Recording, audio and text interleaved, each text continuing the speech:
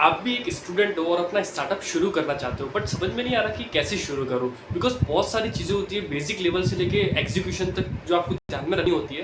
Plus एक डर सा भी होता है कि अगर फेल हो गया तो क्या होगा, राइट। तो आप टेंशन मत लो क्योंकि मैं आपको इस वीडियो में पूरा आपको स्टेप बाय स्टेप समझाने वाला हूँ। प्लस मैं आपको मेरे एक्सपीरियंसेस भी शेयर करूंगा कि कैसे आपको स्टेप बाय स्टेप शुरू करना है, क्या क्या स्टेप्स होते हैं फ्रॉम आइडिया सोचने से लेके एक प्रॉब्लम फाइंड करने से लेके उसको एग्जीक्यूट करने तक 0 to 1 एवरीथिंग मैं आपको इस सीरीज में बताने वाला हूँ। तो चलिए वीडियो को करते हैं शुरू। सो अपना स्टार्टअप शुरू करने के लिए आपको चाहिए 3 चीजें। फर्स्ट है आइडिया, प्रॉब्लम, मार्केट या इंडस्ट्री कह लो। सेकंड हो गया फाइनेंस और मनी। एंड थर्ड हो गया पागलपन, वो जिगरा एक फाउंडर में जो होना चाहिए वो। सो स्टेप बाय स्टेप बात करेंगे। तो जो फर्स्ट है वो है आइडिया, इंडस्ट्री या फिर प्रॉब्लम कह लो।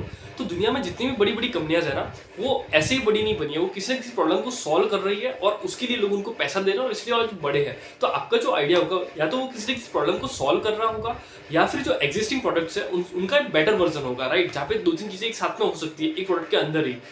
सेकेंडली आपको लग रहा है यानी मुझे लग रहा है कि यार ये प्रॉब्लम है और मैं इसको सॉल्व कर रहा हूँ, ये केस नहीं होना चाहिए, बल्कि इसके वजह ये होना चाहिए कि रियल वर्ल्ड में वो प्रॉब्लम है, लोग अभी उस चीज को फेस कर रहे हैं और आप उस प्रॉब्लम को सॉल्व कर रहे हो और उसके लिए लोग आपको पैसा देने के लिए रेडी है।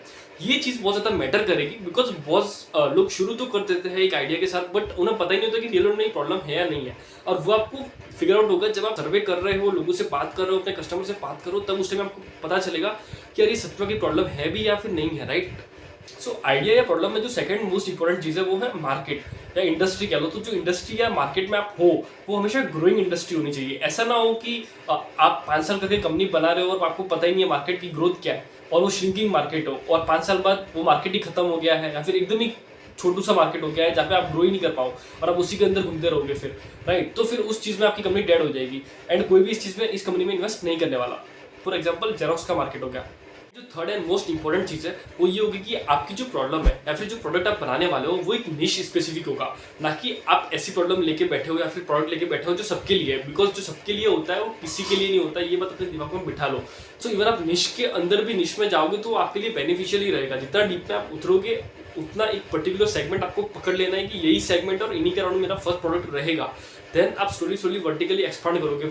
सो वो सुपर ऐप का जो जमाना था ना वो खत्म हो गया। फॉर एग्जांपल आप जस्ट डायल देख लो, अभी हम हर एक चीज के लिए एक अलग ऐप को या फिर अलग कंपनी का यूज करते हैं। फॉर एग्जांपल कैब के लिए हम ओला उबर यूज करते हैं, शॉपिंग के लिए हम अमेजॉन फ्लिपकार्ट यूज करते हैं, फूड डिलीवरी के लिए हम जोमेटो या स्विगी यूज करते हैं। तो आपको एक निश स्पेसिफिक ही रहना है, ये बात अपने दिमाग में गांठ बांध दो। बिकॉज जो अभी भी अगर आप ये सोच रहे हो कि मेरा प्रोडक्ट सबके लिए है, सारे लोग इसे यूज कर सकते हो, तो आप एक मिथ में हो और इवेंचुअली आपको पिवट करना ही पड़ेगा।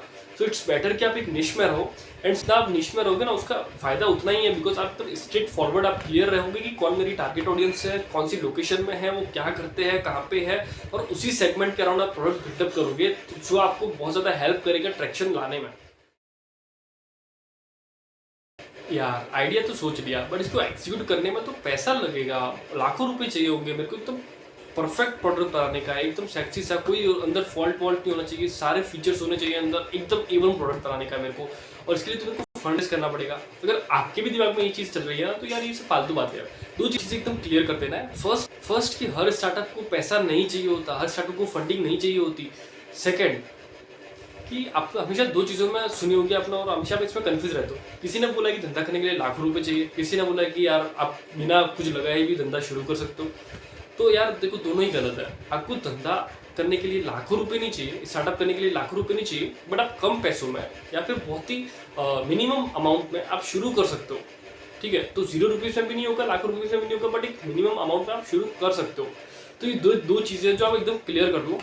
कितना इन्वेस्टमेंट लगेगा दैट डिपेंड्स ऑन कि आप किस इंडस्ट्री में हो, आप क्या बना रहे हो। बट लेट फॉर एग्जांपल कि अगर आपको कोई प्रोडक्ट का वर्जन 1 बनाना है और उसका अगर कॉस्ट 5 लाख रुपीज़ आ रहा है, तो एज ए फाउंडर आपका रोल है कि उसको 5 लाख को 1 लाख तक कैसे लेके आए या फिर 1.5 लाख तक कैसे लेके आए। बिकॉज एक बात चीज़ दिमाग में बिठा लो कि यार प्रोडक्ट का वर्जन 1 किसी का भी परफेक्ट नहीं होता और आपको सारे फीचर्स नहीं देने होते। तो आपको मैक्सिमम कॉस्ट कटिंग करना है अनटिल एंड अनलेस अगर आप उस इंडस्ट्री में डीप में काफ़ी सालों से काम कर रहे हो, आपको उसका नॉलेज अच्छा खासा है एंड फिर आप उसमें शुरू कर रहे हो, तो आप एक हैवी इन्वेस्टमेंट कर सकते हो। अदरवाइज आपको कोशिश करना है कि आप मिनिमम इन्वेस्टमेंट में आप शुरू कर सको। तो और एक प्रॉब्लम पे ही फोकस करना है, ठीक है। आपके एक प्रोडक्ट पे आपको एडवांस फीचर पे तो अभी इनिशियली फोकस ही नहीं करना है।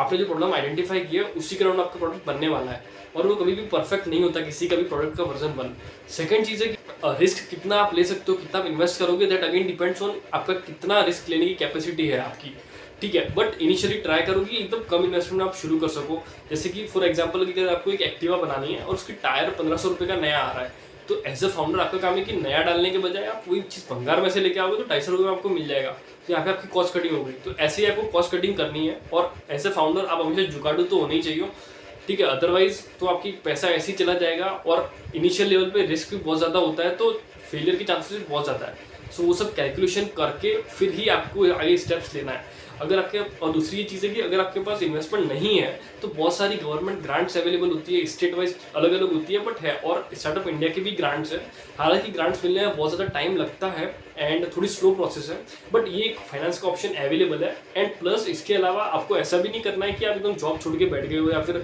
जो अभी आप कैश फ्लो, सी इंपॉर्टेंट क्या पता है, जो आपका कैश फ्लो है ना वो चलते रहना चाहिए, बिकॉज कैश पीछे पैसा आता रहेगा ना तो आप आगे रिस्क ले पाओगे। एक साइड से आपने पैसा आना ही बंद कर दिया है कम्प्लीटली, एंड आप आगे काम किए जा रहे हो क्यों जा रहे हो, तो इवेंचुअली वो खत्म होना तो शुरू होगा। फिर आप एक लेवल के बाद अगर फेल हो गए या फिर आपको पिवट लेना होगा और आपके पास पैसे ही नहीं होंगे तो आप क्या करोगे, फिर उस केस में आप फिर आपको क्विट करना पड़ेगा। तो उससे बेटर है कि आप एक कैश फ्लो बनाए रखो और उसको इन्वेस्ट करते रहो, ताकि क्या पैसा जा रहा है तो सामने इकट्ठा भी होते रहे। बट एंड मोस्ट इंपॉर्टेंट चीज़ की जो आपके पर्सनल एक्सपेंसेस है ना वो आपको हमेशा अलग रखने हैं, और एक फिक्स अमाउंट आपकी रिस्क कैपेसिटी के बेस्ड पर कि मैं इतना इन्वेस्ट कर सकता हूँ, वो आपको अमाउंट निकाल के एकदम साइड में ही कर देना है। अदरवाइज क्या होगा कि आपका पर्सनल एक्सपेंसेस और जो कंपनी के एक्सपेंसेस है दोनों मिक्सअप हो जाएंगे, एंड देन फिर बहुत ज़्यादा लोचा लफड़ा होगा। तो हमेशा आपको ये ध्यान रखना है कि मेरा मंथली कॉस्ट इतना है, मेरा खुद का खर्चा आने जाने का, पेट्रोल का, एक्सेट्रा ये सब अलग है, तो उसको साइड में रख दो। प्लस जो आपको डालना है कंपनी में कि इतना मेरे को डालने वाला हूँ मैं मेरे स्टार्टअप में प्रोडक्ट बिल्डअप करने के लिए या फिर मार्केटिंग के लिए या फिर जो भी आपकी कॉस्ट है उसके लिए, तो वो अमाउंट निकाल के साइड में रख दो। प्लस इट इज़ गुड कि आप 2-3 पिवट ले सको, इतना पैसा आप निकाल के साइड में रख रहे हो। सी आई कैन अंडरस्टैंड कि इनिशियली एज ए स्टूडेंट आपके पास इतना पैसा नहीं होगा, बट जितना भी है तो आपको ये अकॉर्डिंग प्लानिंग करनी है कि आपके पास 10,000 भी है ना तो आपके जो खर्चा है पर्सनल वो निकाल दो, और बाकी का जो बचा है वो आप कितने डालने वाले। And third and most important चीज़ है कि जिगरा या फिर आप कह लो पागलपन। तो मेरे एक्सपीरियंस से मुझे ऐसा लगता है ना कि जैसे आप शुरू करोगे, अगर आप एक फोमो में शुरू कर रहे हो कि यार अभी सब स्टार्टअप ट्रेंडिंग में है तो मैं भी शुरू कर देता हूँ, बहुत ज़्यादा पैसा इस इंडस्ट्री में या फिर माला माल हो जाएंगे हम लोग, तो यार ये बहुत ही गलत फहमी है आपकी। बिकॉज एक बार आप शुरू करोगे ना, अगर आप फोमो में शुरू कर रहे हो तो आप 2-3 महीने बाद छोड़ ही देने वाले हो, बिकॉज इतने ज़्यादा रिजेक्शंस फेलियर आप फेस कर रहोगे ये मतलब पागल से हो जाओगे आप। तो अगर आप फोमो में शुरू कर रहे हो तो अभी छोड़ दो, बिकॉज बाद में भी आप छोड़ने वाले हो। सेकंड की डिप्रेशन एंजाइटी आपकी होगी, मतलब अगर आप फेल हो रहे हो, कंटिन्यूस रिजेक्शंस आपको आ रहे हैं, कुछ भी सही नहीं चल रहा है, मतलब हर चीज़ बिगड़ती ही जा रही है, एक साथ में आपकी सारी कमियां बाहर आ गई है, या फिर ऐसी बहुत सारी चीज़ें फाउंडर्स की लाइफ में होती है, राइट फ्रॉम 0 to 1 बहुत सारी चीज़ें बिगड़ेगी, और बहुत कुछ आपको सीखने को भी मिलेगा, प्लस आपको खुद को इम्प्रूव भी करना होगा। तो मतलब जहाँ आप 9 to 5 छोड़ के या फिर अपने कॉलेज को छोड़ के आपको लग रहा है कि जी स्कूल और मैं इसलिए कर रहा हूँ ना, तो आप पहले ही छोड़ दो, क्योंकि आप बाद में भी छोड़ने वाले हो। और मुझे ऐसा लगता है मेरे पर्सनल एक्सपीरियंसेस कि फाउंडर को एक संकी पागल और एकदम जुगाड़ू होना ही चाहिए, और एक्टिव रहना चाहिए हमेशा इस इंडस्ट्री में, कहाँ पे क्या हो रहा है वहाँ घुस घुस के आप निकाल रहे हो। सेकंड एक पॉइंट रह गया ग्रांट वाले में कि काफ़ी सारे ना हैकेथॉन्स भी होते हैं, पिचथॉन्स भी होते हैं, तो वहाँ पे आप जाओ, पिच करो अपना आइडिया, अपने प्रोडक्ट को प्रेजेंट करो। अगर आप कंपटीशन जीत गए तो आपको अमाउंट मिल जाएगा, अगर आप नहीं जीत पाए तो आपको सीखने को नेटवर्क बन जाएगा आपका। तो ये चीज़ आपको हमेशा करती रहनी है। तो आज की वीडियो में बस इतना ही है। अगर वीडियो पसंद आया तो लाइक कर देना, सब्सक्राइब करो और शेयर करो अपने दोस्तों के साथ। और इसी सीरीज को हम कंटिन्यू करेंगे। मैं आपको स्टेप बाय स्टेप सब बताऊंगा कि आइडिया कैसे सोचते हैं, मार्केट रिसर्च कैसे करनी है, पिच डेक कैसे बनाते हैं, एग्जीक्यूट कैसे करेंगे, फर्स्ट स्टेप क्या होगा एग्जीक्यूट का, को फाउंडर कैसे ढूंढते हैं, सब कुछ हम इसमें बात करेंगे। आपके क्वेश्चन आप नीचे कमेंट सेक्शन में पूछ सकते हो।